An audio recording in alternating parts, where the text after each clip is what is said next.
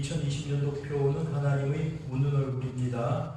주일 1부 예배, 2부 예배는 우리가 교회에서 예배를 드립니다. 또 카카오 TV 영상 예배는 2부에 실시간으로 송출됩니다. 때문에 영상으로 예배드리는 우리 성도님들에게도 동일한 하나님의 은혜가 함께 하시기를 축복합니다. 유튜브 영상 설교는 오후 1시 이후에 시청이 가능합니다. 오후 예배는 당분간 가정 예배로 대체하겠습니다. 또 우리 유초등부는 이제 신나는 성경 탐험, 오늘이 세 번째 주입니다. 이렇게 이제 성경 학교죠. 진행이 되고 있습니다. 위에서 기도해 주시기를 바랍니다. 지금 이 시간에는 우리가 함께 은혜 받으실 하나님의 말씀을 보시겠습니다. 주보에는 이제 요한복음 15장 9절 이하가 나올 터인데 본문을 바꿨습니다. 시편 29편 1절에서부터 11절까지의 말씀, 시편 29편 전체입니다.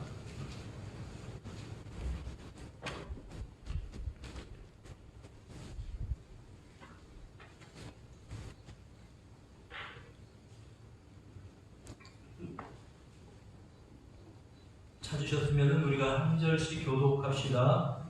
너희 권능 있는 자들아 영광과 능력을 여호와께 돌리고 돌릴지어다.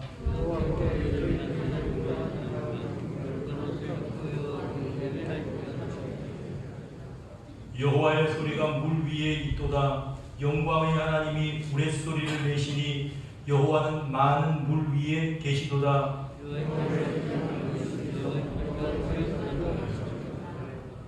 여호와의 소리가 백향목을 꺾으시며 여호와께서 레바논 백향목을 꺾어 부수시도다.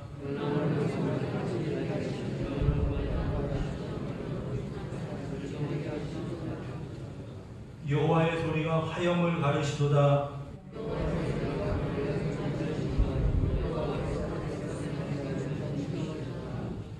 여호와의 소리가 암사슴을 낙태하게 하시고 삼림을 맑게 벗기시니 그의 성전에서 그의 모든 것들이 말하기를 영광이라 하도다.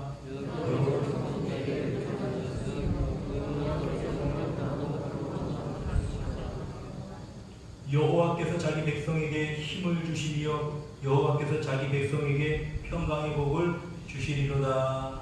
아멘. 하나님이 세상을 이처럼 사랑하사 독생자를 주셨으니 하나님은 사랑이라. 믿는 자를 믿는 자마다 멸망치 않고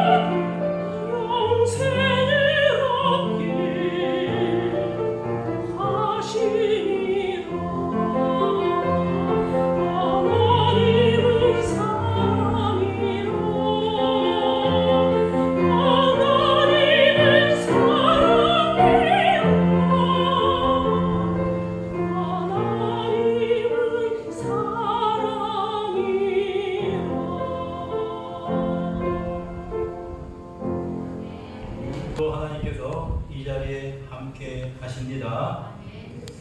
오늘 본문이 주보하고 왜 다르게 되어 있을까? 혹시 우리 교육자들이 잘못 주보를 만든 게 아닌가? 여러분 오해하지 마시기를 바랍니다. 제대로 만들어서 원래는 이제 어제까지 다 예배 준비가 되어서 이렇게 이제 정리를 하고 있었는데 어제 저녁에 어떤 정말 이렇게 수제의 소식을 듣고 하나님께서 우리에게 말씀하시고자 하는 것이 무엇일까 생각을 하면서 어제 저녁에 이렇게 이제 이 설교 본문도 바꾸고 설교 내용도 바꾸어서 이 자리에 여러분들에게 하나님의 말씀을 전하게 되었습니다. 우리 주변에 계신 분들하고 한번 인사 나누시기 바랍니다. 별일 없으셨습니까? 하시고요. 은혜 많이 받으세요.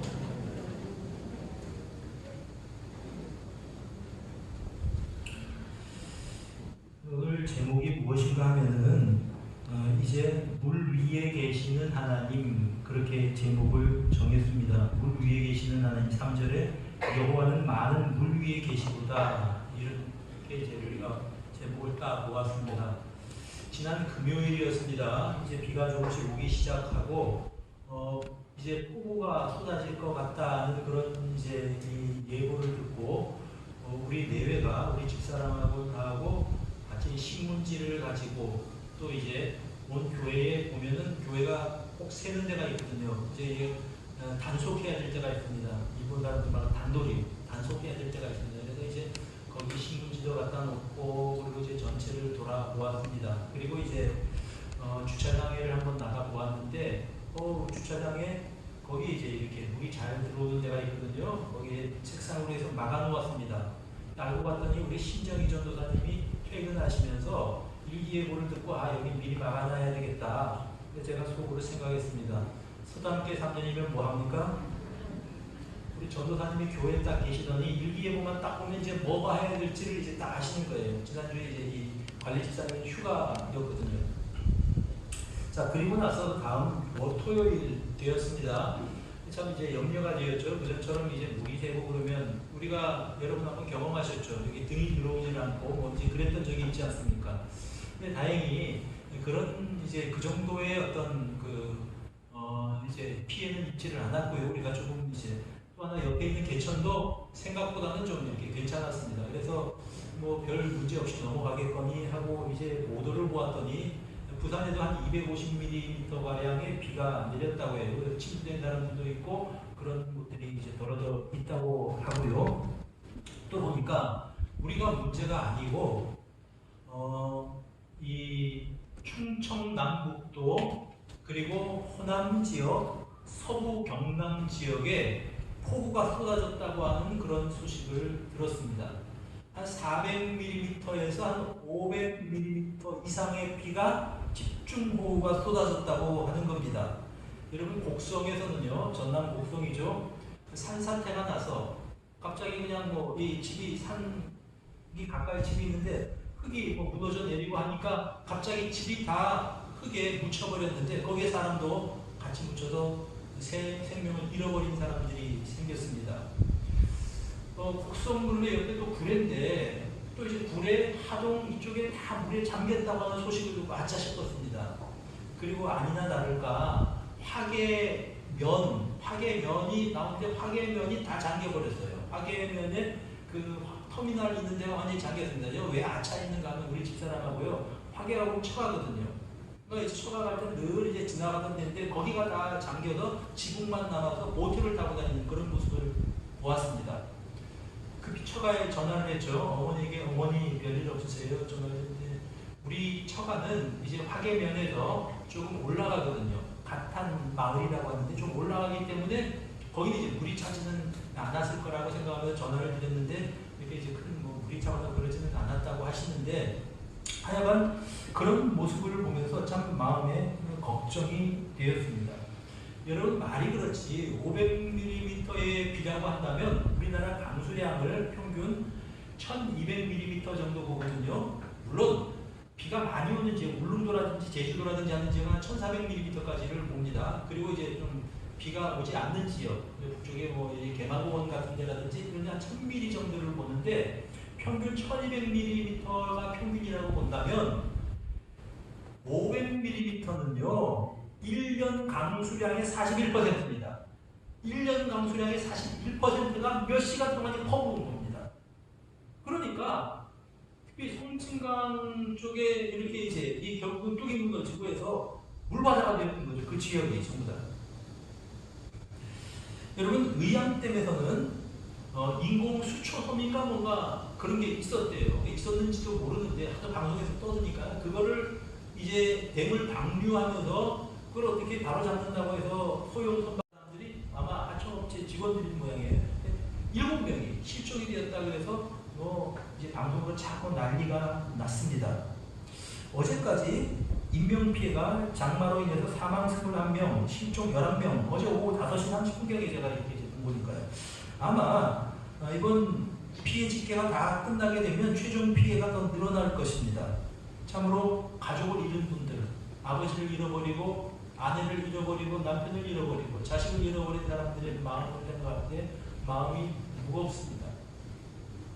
이번 주간이 또 휴가가 피크거든요. 휴가에 갔다가 이런 소식들을 듣고 참 여러 가지 이제 마음에 편치가 않았을 분들도 많았을 것이다 생각을 합니다.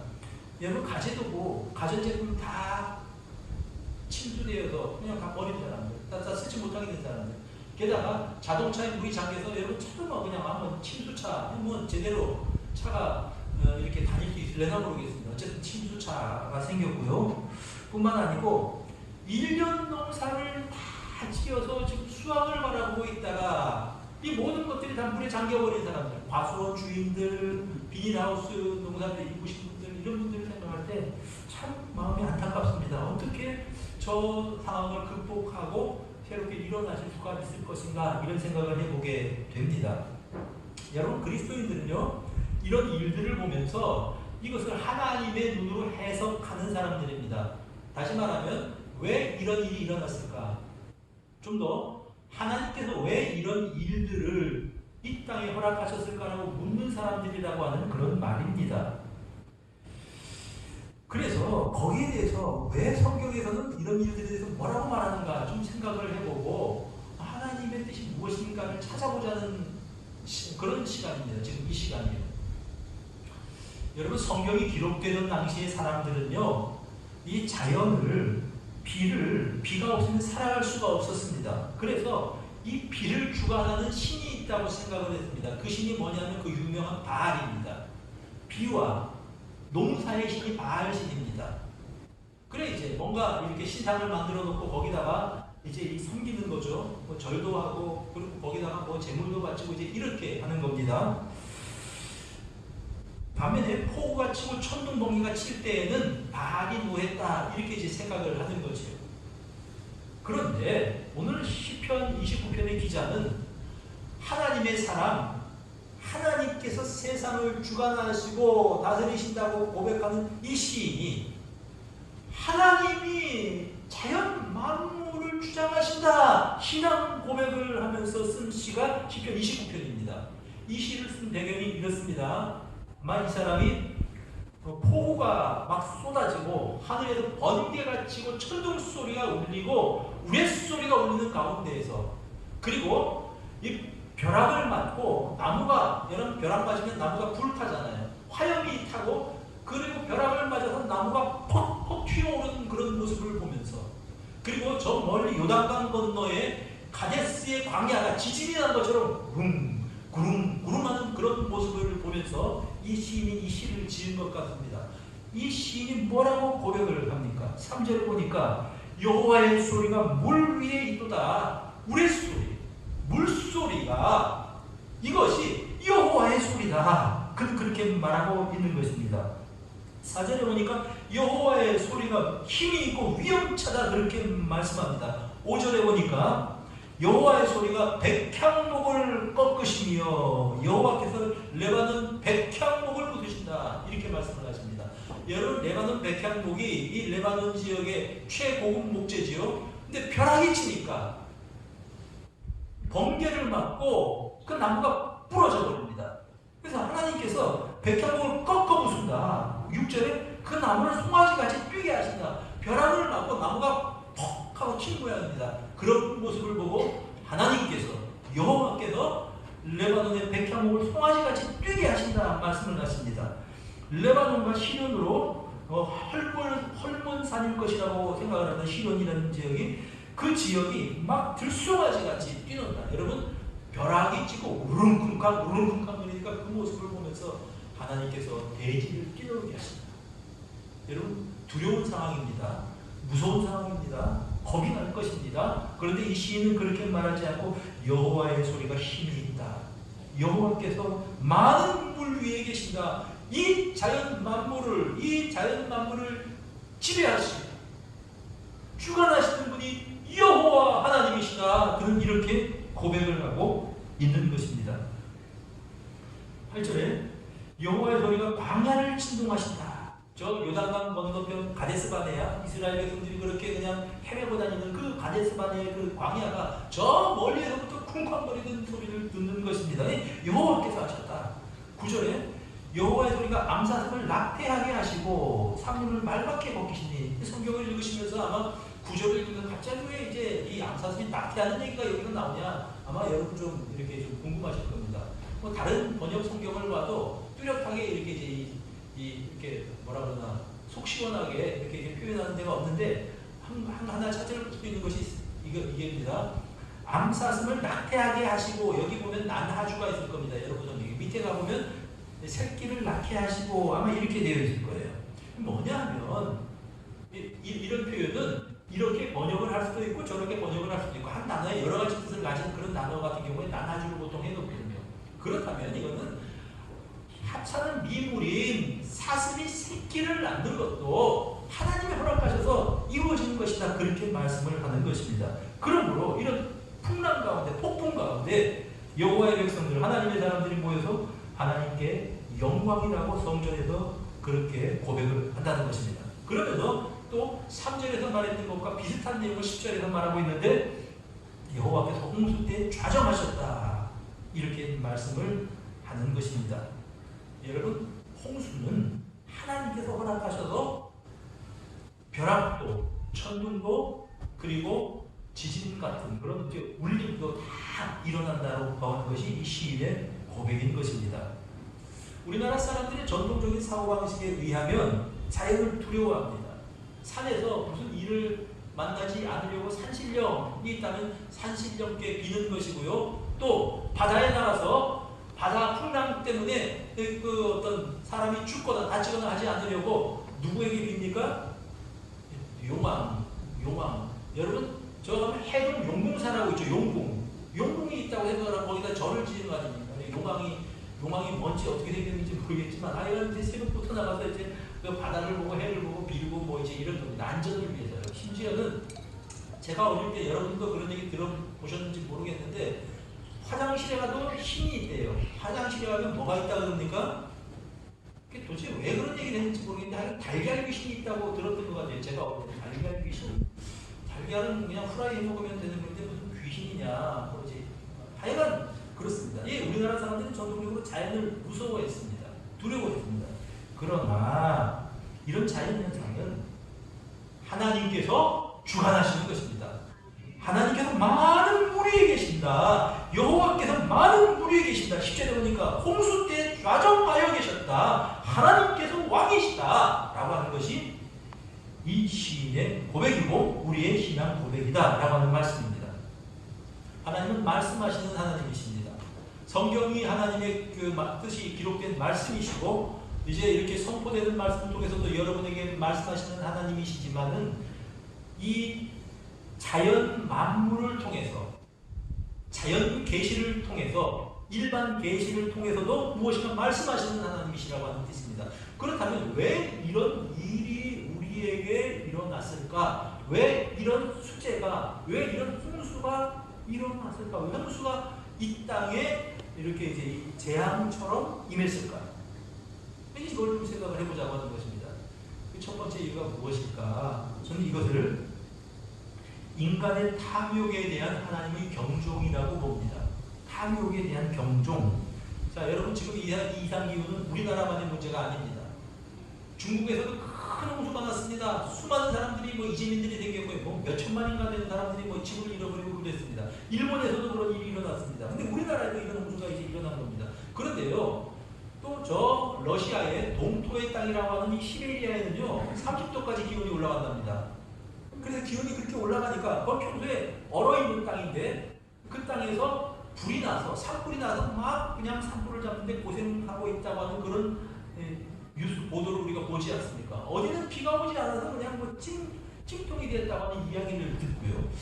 야, 이 기상이변이 왜 이런 기상이변이 생겼을까? 그러니까 기상학자들은 대부분 그렇게 이야기합니다. 지구온난화 현상 때문이다 이렇게 이야기합니다. 여러분, 지구온난화가 뭡니까? 우리가 이제 이 과학 문명이 발달한 다음에 현대인들은 더 이상 자연을 두려워하지 않습니다. 그 대신에 인간의 편리한 문명을 위해서 자연 문명을 말하자면 착취하는 겁니다. 그래서 편리하게 하기 위해서 화석 연료를 그냥 채굴해서 쓰는 거죠. 뭐 석탄 발전소라든지 뭐 우리가 타고 다니는 차도 다 마찬가지 아닙니까? 이제 이런 일들이 생기는 거죠. 이산화탄소가 과다하게 배출이 되고 하니까 이것이 어떤 온실 효과가 생겨서 거기서 뭐 지구 기온이 올라가서 문제가 생긴다 이런 이야기들을 보통들 합니다. 여러분, 지하 자원도 마구 채굴을 하고요. 또 이 브라질이나 인도네시아 우리 지구의 허파 같은 곳들입니다. 그곳에 있는 함림들을 다 사람들이 그냥 나무를 베어서 펄프를 가지고 뭐 화장지도 만들고 뭐를 만들기도 하고 이제 이것들이 베어 버리게 되니까 결국은 거기서 이제 이 지구의 이 산소를 공급하는 허파 같은 곳인데 이런 것들이 이제 없어지고 나니까 결국은 이런 온난화가 이제 심각해진다 이런 얘기들을 합니다. 뭐 빙하가 막 녹고 있다 그런 이야기들도 하고요. 다시 말하면 우리가 어떤 생활 수준이 높아졌고 그 생활 수준을 유지하기 위해서 인간들이 지구를 학대 내지는 착취한 결과가 아니겠는가 생각을 해보는 것입니다. 여러분, 그리스도인들은 이걸 어떻게 봐야 될까요? 자연은요, 이 지구는요 착취의 대상이 아니고 학대의 대상이 아닙니다. 물론 이 자연 만물은 우리가 경배할 경배의 대상도 아닙니다. 하나님께서 이 세상을 만드시고 참 아름답게 지으셨습니다. 하나님 보시기에 좋았더라. 토부라고 하는 말인데 이 선한 자연 만물을 우리 인간들에게 맡겨주신 것입니다. 창세기 1장 28절에 1절 말씀하지 않습니까? 하나님이 그들에게 복을 주시며 그들에게 이르시되 생육하고 번성하여 땅에 충만하라. 땅을 정복하라. 바다의 물고기 하늘의 새 공중에 난 모든 것들을 다스리라. 여러분, 세 가지 말씀을 하시죠. 창세기 1장 28절 우리가 흔히 문화명령이라고 말합니다. 첫째는 생육하고 번성하라. 그러니까 지구는 10,000원이고 인구 밀도가 높고 뭐라고 해도요 생육하고 번성하는 것은 사실은 하나님이 원하시는 일이었다. 우리가 출산율 떨어져도 막 그냥 염려를 하잖아요. 그 다음에 또 하나 뭐냐면 정복하라. 정복하라는 것은 우리가 생각할 때 정복은 막 전쟁을 해서 이겨서 상대를 억누르는 것을 정복이라고 생각하는데 그런 의미가 아닙니다. 다스리라고 하시니까 우리가 어떤 이 자연 만물을 학대하고 착취하라고 하는 의미를 생각하는데 그런 의미가 아닙니다. 이 세상의 모든 자연 만물을 통해서 하나님을 하나님 되시게 하라 그런 말입니다. 하나님의 형상을 그 가운데 드러내라고 하는 것입니다. 조화롭게 아름답게 유지하라고 하는 관리인의 사명을 인간에게 주셨습니다. 그걸 우리가 이제 문화명령이라고 말하죠. 그때 사람들이 문명이 발전하면서 이 모든 어떤 이제 이 지구를, 세상을, 자연을 착취하고 학대하고 그 결과가 결국은 지구 온난화이고 이런 기상 이변, 기후 이변이 생기는 것이다라는 것입니다. 둘째로 이런 어떤 그 수재가 홍수가 결국은 인간의 교환에 대한 하나님의 경종이라고 그렇게 생각을 합니다. 여러분, 인간의 문명이 얼마나 발전했습니까? 이제 우주 탐사를 하는 여행사에서 이제 우주 여행하는 사람들 모아서 이제 여행할지도 모른다 이런 얘기를 우리한테 이제 합니다. 실제로 얼마나 인간의 문명이 발전했는가 하면요, 여러분 AI 인공지능을 가지고 몇 년 전인가 이세돌하고 바둑하는 거 봤죠? 세계적인 바둑 기사 아닙니까? 사람이 졌어요. 판판이 졌어요. 아, 사람보다 더 뛰어나구나 어떤 면에서는. 여러분, 이 재판도요 이제 AI 판사가 하게 될지 모릅니다. 그런 세상이 됐어요. 기가 막히죠. 오늘 이 주보에 제가 이제 실어놓은 글도 있습니다만 이제 야구 심판도요. 컴퓨터를 가지고 비디오 판독을 통해서 심판을 한다는데 스트라이크 볼 때문에 이게 스트라이크가 아니다 그러고 야구 선수들 막 하고 야구장에서 싸우잖아요. 감독하고 선수들하고요. 근데 이제는 이제 다 찍어서 영상을 가지고 판독해서 기계가 스트라이크라 그러면 이제 심판이 콜을 하는 겁니다. 스트라이크 그러면 이제 할래 할 수가 없어요. 뭐 그냥 그 영상 판독해서 그렇게 판정을 하는 이런 시대가 되었습니다. 여러분 그러면서 인간이 세상의 중심이 되어버렸습니다.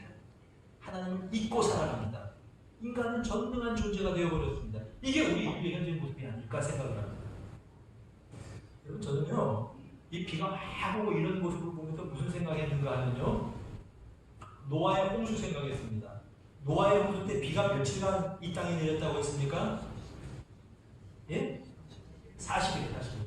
여러분 30mm, 1시간당 30mm 이상의 비가 3시간, 4시간 오니까 여러분 막 그냥 강이 범람을 하고 넘치고 다리까지 물이 차고 그리고 사람이 살던 그런 마을에 보트를 타고 다니기 그렇게 됐습니다. 이야, 노아의 홍수 때 하나님께서 인간들을 쓸어버리려고 하셨을 때 40일 동안 비가 세상에 내렸으면 정말 나만 하는 게 없었겠구나.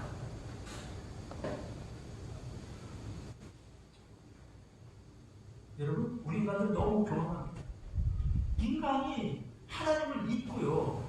어쩌면 이런 수해가, 홍수가 생기지 않고 지금까지 살아왔던 것들이 하나님의 보호하심이었는데 돌아보니까 그런 생각이 들었습니다. 지금까지 이런 엄청난 홍수가 나지 않은 걸 생각하면 하나님께서 세상을 아름답게 지금 보존하고 계시기 때문에 그렇구나. 하나님께서 이 세상을 붙잡고 계시기 때문에 그렇구나. 그런 생각이 좀 들었습니다. 근데 사람들은 하나님을 모르고 인간이 세상의 중심인 것처럼 살아갑니다. 영국의 옥스퍼드 대학의 노킨스 교수, 아마 여러분 설교에서 제가 몇 번 이야기를 했습니다. 아실 겁니다. 이분이 무신론자 협회를 만들었습니다. 무신론자, 하나님이 없다고 생각하는, 신이 없다고 생각하는 사람들 모여라 그리고 협회라고 집회를 합니다. 그리고 이 사람들이 헌금을 해서 모금을 한다는 거죠. 광고를 만들어서 버스 옆에 붙였습니다. 이게 뭡니까? 광고 내용이 뭐냐 하면 아마도 신은 없을 것이다. 걱정하지 말고 인생을 즐겨야 할 겁니다. 그냥 런던 시내를 다니는 버스들이 다 보면 신은 없을 것이다. 인생을 즐겨라. 사람들이 거기서 무슨 생각하겠습니까? 성경에서는 이렇게 말씀을 합니다. 시편 14편 1절에 어리석은 자는 그 마음에 이르기를 하나님이 없다 하도다. 하나님이 없다는 사람이 어리석은 사람입니다. 사랑하는 여러분, 하나님이 살아 계십니다. 하나님께서 이 세상을 주장하십니다. 역사를 주관하시는 분이십니다. 그 하나님을 무시하고 사는 사람들이 어리석은 사람이라고 하는 겁니다. 여러분 학벌이 좀 못해서 여러분 대학교를 안 나와서 그런 사람들이 어리석다고 말하지 않습니다. 여러분 좀 뭐 남들보다도 좀 둔해서 그런 사람이 어리석다고 말하지 않았습니다. 하나님이 없다고 하는 사람들, 하나님이 없다고 무시하고 살아가는 사람들이 어리석은 사람들입니다. 저희는 뭐 후패하고 그 마음에 이제 이 마음이 후패하고 행실이 가증하니 선을 행하는 자가 없다. 여러분 마음이 부패했습니다. 그래서 선을 행하는 자가 없습니다. 여러분 악을 행해서 악한 사람이 아니고 마음에 하나님이 없으니까 악한 마음이 마음속에 자리 잡고 있는 겁니다. 이게 후패한 마음이에요. 그러니까 악인이기 때문에 악을 행하고 살아가는 것입니다. 이게 근데 분명히 아닐까 생각합니다. 여러분 인간이 중심이 되고 기준이 된다 그러면요 도덕의 기준, 법의 기준도 싹 바꿔버립니다. 그런데 그럼 어떻게 바꾸냐 하면요 아주 교묘하게 바꿔요. 아주 교묘하게 바꿉니다. 자 여러분 간통이 죄입니까? 죄가 아닙니까? 죄예요. 성경에서도 말씀하고 있습니다. 간음하지 말라. 그리고 세계 모든 문화권에서 간통이 죄라고 그렇게 이야기합니다. 그런데 이것을 잘 포장해서 이제는 죄가 아닌 것으로 만들어버렸습니다. 여러분 많이 배웠다는 사람들이 인텔이라고 하는 사람들이 서구에서 먼저 한 겁니다. 성이라고 하는 거는 그거는 사랑해서 서로 이제 뭐 사랑을 나누는 거 아니고 로맨스지. 이거 아름다운 거지. 인생에 그런 즐거움이 없으면 어떻게 살아가냐 이렇게 이야기합니다. 근데 문제가 뭐냐 하면은 남의 아내하고 교제를 하고 여러분 남의 아내하고 같이 밥 먹고 남의 아내하고 같이 영화 구경 가고 남의 아내하고 같이 여러분 등산 가고 그게 제정신입니까? 여러분 잘 아셔야 됩니다. 잠언에서 말하는 음녀라는 표현이 나오죠. 잠언에 나오는 음녀라고 하는 표현은 우리가 생각하는 몸을 파는 여자들 이야기하는 거 아닙니다. 잠언에 말하는 음녀라고 하는 단어의 원래의 의미는 내 영역 밖의 여자라고 하는 뜻입니다. 내 영역 밖의 여자가 음녀예요. 내 영역 밖의 남자는 누굽니까? 간음이 뭐가 어떠냐 이 세상. 여러분 그러니까 뭐 이제 이 어떤 많이 배웠다고 하는 어떤 그 학자연 하는 사람들, 식자연 하는 사람들이 뭐 그렇게 살아가고 서구에서 그런다니까 그거 어떠냐? 결혼제도가 뭐 필요하냐? 그러면서 결혼제도 해체.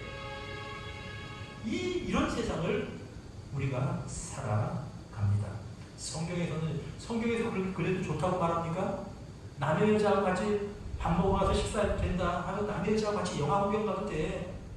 남의 남자하고 같이 등산 가서 남의 남자하고 같이 동호회 가서 같이 좀 구경도 해. 지겹지도 않냐?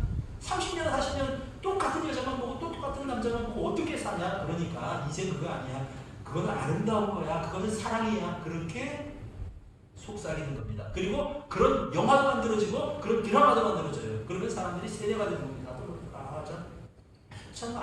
사랑은 아름다운 거구나. 사랑은 아름다운 거구나. 그러면서 사람들의 의식이 바뀝니다. 여러분 의식이 바뀌어져 버리면 대중의 의식이 바뀌어져 버리면 그 다음에 오는 것이 제도나 법이 바뀌어져 버립니다. 그리고 나서 헌법재판소에서 뭡니까? 간통은 죄가 아니다. 그건 알아야 돼요. 개인의 영역이다.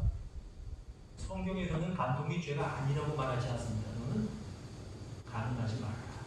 네 영역 밖의 여자, 네 영역 밖의 남자, 이거는 여러분 그런 일은 불에 대는 거하고 똑같은 겁니다.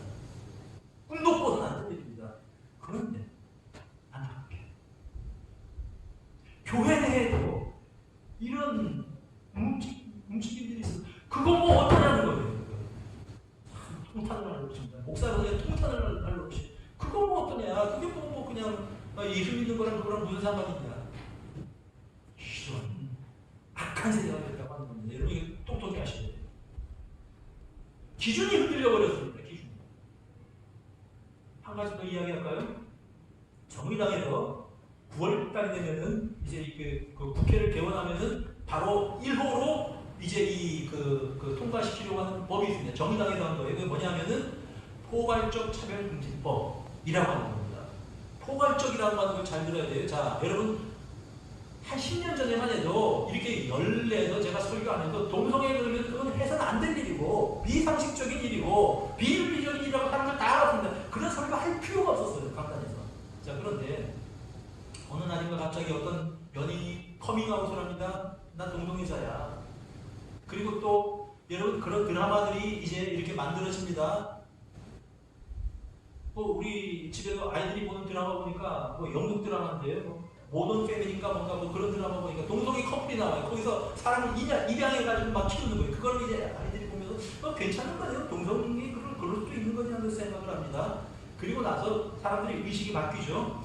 성적인 소수자니까 저 사람들도 보호받아야 될 사람이야. 왕따시킬 사람들이 아니야. 그러니까 포괄적 차별금지법에 성적 지향을 조항을 집어넣어 버렸습니다. 이게 뭐냐면 성적 지향이 내가 남성이고 여성이고 내가 살고 싶은 대로 살 수 있다고 하는 말이에요.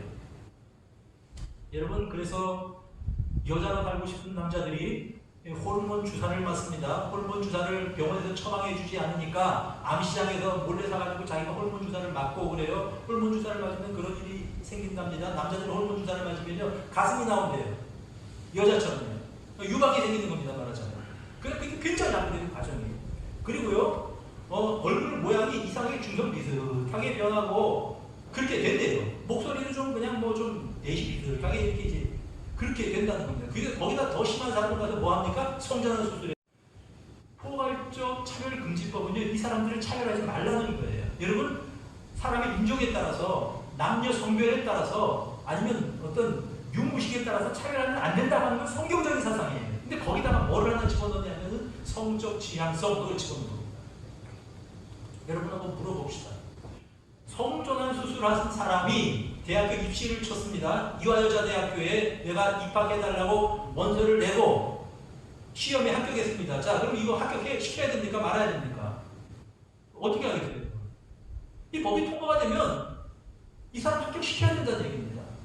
얼마 전에 우리나라 군대에서 어떤 하사관이 이 사람이 동성애자입니다. 뭐 성전환 수술을 했나 안 했나 뭐 그것까지는 기억이 안 나는데 어쨌든 이 사람을 동성애자라고 해서 이 사람을 전역을 시켰습니다. 근데 자기가 막 기자들 모아놓고 막 눈물로 호소를 했어요. 나는 국가를 지키고 싶다, 조국을 지키고 싶다.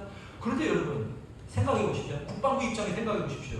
이 사람 내무관을 남자 내무관을 줘야 됩니까? 여자 내무관을 줘야 됩니까? 이 사람 남자입니까? 여자입니까? 그런데 차별금지법이 통과가 되면 그 사람도 받아줘야 된다는 거죠. 자, 교회에 직원을 채용을 하는데 관리집사 채용을 한다고 생각해 봅시다. 개인입니다. 나 여기가 이게 어플라이 합니다. 근데 그거를 받아야 됩니까? 받지 말아야 됩니까? 이 혼란이 생기는 겁니다. 여러분, 이 개인들의 삶이 여러분 이거 선천적이라고 이야기해요. 자신들은. 근데 선천적이라고 해서 뭐 내가 선택한 게 아니고 내 운명이다. 그러니까 나를 좀 불쌍히 여기라 우리 불쌍. 그게 아니고요. 그 동성애 하다가 그 어떤 은혜를 받고 동성애를 버린 사람들이 많이 있습니다. 그 사람들이 간증하는 것도 많고 그래요. 여러분 이 사람들이 참 불쌍하게 사는 사람들이에요. 어떻게 사냐면 아까 이야기한 것처럼요. 한 달에 60만 원씩 줘야 여성 호르몬 조절을 맞잖아요. 그럼 그 돈을 어디서 봅니까? 여러분 참 끔찍한데요. 몸을 팔아요, 자기가. 몸을 팔아서 그 돈을 가지고 또 전환 수준을 가지고 여자처럼 살아갑니다. 아무데나 세상에서 발로 친 적 없으니 우리나라의 동성애자가 60만 가량이 된다고 하는데 그러면서 살다가 나중에는 어떻게 되는가 하면요. 대부분 뭐 제가 40대, 50대 되면 보통 이제 에이즈 감염이 되죠. 면역계를 중요하죠. 그래서 끝까지 가는 데가 어딘가 하면 그런 병원이 있습니다. 거기 병원 원장을 하는 여만석 원장님이요. 저희가 이게 이 동성애 반대 운동하는 이분들이 이 사람들을 이렇게 간병하면서 너무 불쌍한 겁니다. 대부분 동성애자들이 마지막에 죽기 전에 유언처럼 이야기하는 겁니다. 복음을 듣고 예를 믿기로 하고 그런 사람들이 많죠. 하면서 하는 얘기가 제발 좀 원장님 나는 이렇게 비참하게 불쌍하게 인생을 살다 죽었지만 젊은 사람들한테 절대로 동성애하지 말라고 꼭 좀 이야기 좀 해주십시오. 이 이야기를 하던 듣다가 이 원장님이요. 병원 원장님이 병원이나 잘 이렇게 이제 운영을 할 일이지 동성애 반대 운동에 뛰어들었어요. 자, 여러분 기준을 흔들어버리는 거예요. 인간이 기준이니까. 왜? 아니 왜? 인생에 있어서 인생 한 번밖에 없는데 사랑이 뭐가 어때서 불륜도 괜찮다는 겁니다. 동성애 그게 뭐가 어때서 우리가 한 번밖에 없는 인생 하고 싶은 거 해보고 살아야지. 동성애도 괜찮다고 하는 겁니다. 성경은 그렇게 이야기하지 않습니다. 여러분 디모데후서 3장 2절에 말세에 이제 고통하는 때가 이르렀는데 말세에 그 여러 가지 현상들이 어떤 것인가 하면요. 말세가 되면 사람들이 자기를 사랑하고 이기적이죠. 자기 쾌락을 위해서 살아가고 돈을 사랑하고 돈이면 다 된다고 생각을 합니다. 돈. 그 다음에 말세가 되면 사람들이 자랑하고 교만하고 비방하고 그 다음에 네 번째 부모를 거역하고 감사하지 못하고 말세의 일들 친구들이 이러다면 만약 하나님께서 내가 하나님이라고 한다면 이 세상을 보시면서 어떻게 생각하시겠습니까? 하나님이 만들어 놓으신 창조 질서를 막 사람들이 흔들어 버려요. 막 흔들어 버립니다. 이런 세상을 우리가 살아요. 여러분, 하나님께서 이 세상에 자연만물을 주장하신 하나님께서 폭우가 3시간만 폭우가 쏟아져도 여러분 모든 다리 위에까지 물이 차서 다 보트를 타고 다녀야 되는 우리 인간들이 하나님을 두려워할 줄 모릅니다. 하나님 말씀이 하나님 말씀이고 내 삶은 내 삶이고 마음대로 살겠다고 하면 이게 현대의 문명입니다. 이렇게 죄를 지고 살아가는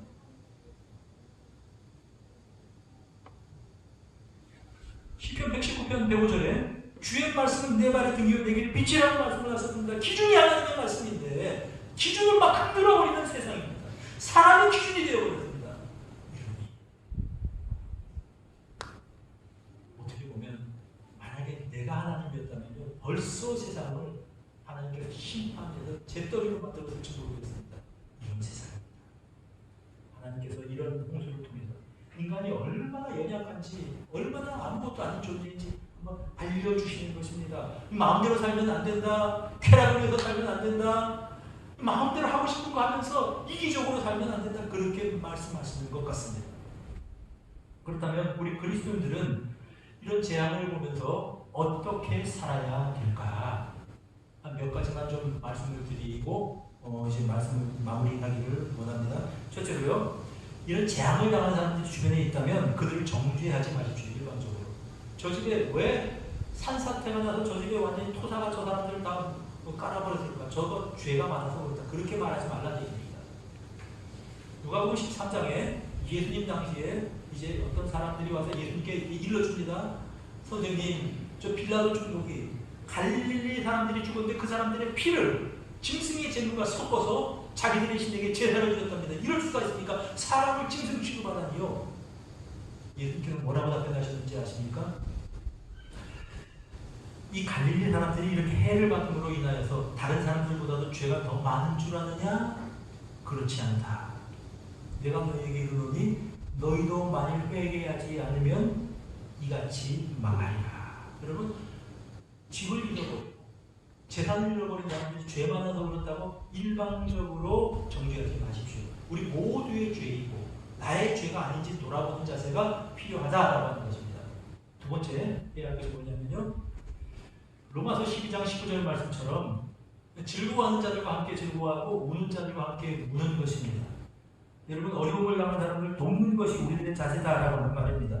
그들을 위해서 기도해 주고요, 그들을 위해서 형제자매를 생각을 하고 시간을 나누고 재물을 나누고 또 그들을 위해서 이제 이 위로해 주는 그런 자세가 우리에게 필요하다는 것입니다. 여러분, 참 나라가요 막 나눠줘서 서초동에서 모여서 집회를 하고 또 누구는 광화문에 모여서 집회를 합니다. 선동회에서 진보와 보수가 그냥 무조건 원수처럼 생각하고 무조건 내 편에서 말한 것은 다 옳은 것이고 상대편은 다 악이고 이런 세상을 살아갑니다. 그런데 이런 재앙을 통해서 오히려 우리가 공동체성을 회복하고 우는 자들과 함께 울어주는 그런 이제 이 어떤 아름다운 모습을 회복을 했으면 좋겠습니다. 세 번째 하나, 여러분 기억하셔야 될 게 있습니다. 뭐냐면요, 여러분 죽을 준비하고 살아가십시오. 무슨 말인가 하니, 만약 그 토사함이 밀려오는 그 시기에 우리 집 뒷산이 무너졌다면 내가 오늘 이 자리에 있지 않을 수도 있습니다. 내가 타고 가던 차가 급류와 막 몰아치는 그곳에 내가 운행을 하고 있었다면 오늘 내가 이 세상 사람이 아닐지도 모릅니다. 거기 있던 사람들 한 사람도 내가 오늘 죽을 거라고 생각하는 사람 없었을 것입니다. 오늘 가까이 지내는 어떤 교수님이고 장로님인 분이 있습니다. 교수 장로님이 하고 이야기하면서 그런 이야기를 해요. 이분이 좀 이렇게 몸이 안 좋은 부분이 있어서 수술을 하게 됩니다. 근데 수술이라는 게 참 그래요. 이 수술이 성공하면 이분이 뭐 정기적으로 머리를 갈아주고 하면 이제 그냥 이렇게 살아가실 수도 있고, 이게 실패하면 몇 시간 후에 당연히 죽습니다. 그 얘기를 하는데요, 의사 선생님이. 그러니까 수술을 하는데 생명을 걸고 수술을 하는 겁니다. 그러니까 사인도 해야 되잖아요. 근데 수술 안 하자니 그냥 놔두면 그냥 자기가 뭐 살 수가 없거든요. 그러니까 이제 수술하면 사인을 하고 수술하는데, 여러분 막상 내가 몇 시간 후에 죽는다고 생각이 날 때 여러분 교수님이 신경 쓸 일이 얼마나 많겠습니까? 교회 장로님이니까 교회도 신경 쓰일 거고요. 또 이제 학생들 신경 쓸 거고, 박사학위 뭐 받는 사람들 논문도 생각할 거고 많이 있을 거 아닙니까? 근데 그분이 하는 말이에요. 저한테 이런 얘기를 줍니다. 막상 얼마 있다가 죽는다고 생각하니까 아무것도 생각나지 않고 딱 두 가지만 생각났다, 이렇게 얘기해요. 두 가지가 뭡니까? 첫째는 이 사람 예수 잘 믿는 사람이에요. 내가 천국 갈 수 있을까? 이게 이 생각이 먼저 나더래요. 그 다음 두 번째 나는 생각이 내 아내는, 내가 먼저 죽으면 내 아내는, 자식들 생각도 안 나더래요. 내 아내는. 이 두 가지가 생각나요. 여러분한테 다시 묻습니다. 내일이 여러분의 나의 시간이 될 것이라고 장담할 수 있는 사람이 누가 있습니까? 여러분 죽을 준비되어 있습니까? 하나님 앞에 설 수 있습니까? 하나님 앞에 서서 하나님께서 당신 무엇하다가 여기에 왔습니까? 라고 물으신다면 여러분 뭐라고 답변하십니까? 내가 너를 하나님 자녀 삼아주고 내가 이렇게 너한테 뭐 이런 여건들을 주고 이 자유로운 세상에서 자유로운 때에 여기서 신앙생활을 하게 했는데 너 뭐 하다 왔니? 라고 묻으신다면 여러분 뭐라고 이야기하십니까? 깊이 한번 생각해 보십시오. 오늘이 내 인생 마지막 날일 수도 있습니다. 여러분 오늘은 내 인생에서 내가 제일 젊은 시간입니다. 이거 물론 어린아이를 빼놓고요. 어린아이들 뭐 이제 성장에 나가겠죠.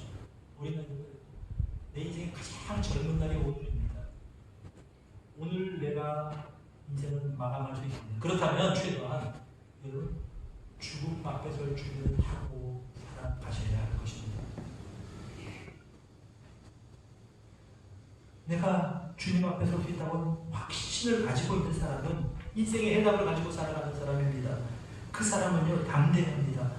오늘 주님과 함께 살다가 오늘 사고로 죽는다고 할지라도 그 사람의 죽음은 영광입니다. 하나님 나라를 위해서 하나님을 위해서 하나님 뜻대로 순종하면서 살았다고 한다면 그 사람의 죽음은 영광입니다.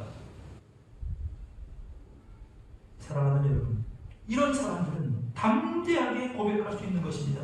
여호와가 나의 힘이고 여호와가 나의 빛이고 여호와가 나의 구원이시.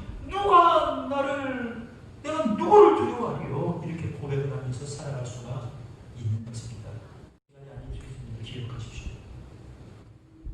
그리고 여러분 세상을 떠나면 하나님 앞에 좋든 싫든 하나님을 인정하고 살던 무신론자로 살았던 죄를 짓고 엉망으로 살았던 동성애자로 살았던 아니면 뭐 교회 생활하면서 살았던 교회를 모르고 살았던 간에 누구나 그분 앞에 서게 될 것입니다. 그리고 그분 앞에 서게 될 때 여러분 기억하십시오. 뭐하다 왔느냐라고 물을 때 대답하는 말을 여러분 준비하십시오. 그리고 오늘이 마지막이라고 할지라도 후회 없게 살아가십시오. 그래서 이 믿음을 가지고 담대하게 오늘 하루를 살아갈 수 있는 여러분 모두가 되시기를 주님의 이름으로 축복합니다. 기도합시다. 두려워하지 말라. 내가 너와 함께함이니라. 놀라지 말라. 나는 너의 하나님이 됨이니라. 내가 너를 굳세게 하리라. 참으로 너를 도와주리라. 참으로 나의 의로운 오른손으로 너를 붙들리라. 지금은 주 예수 그리스도의 은혜와 하나님 아버지의 변함없는 사랑과 성령의 교통하심이 우리 머리 위에, 가정 위에, 해운대 주인교회 위에 영원토록 함께 있을지어다.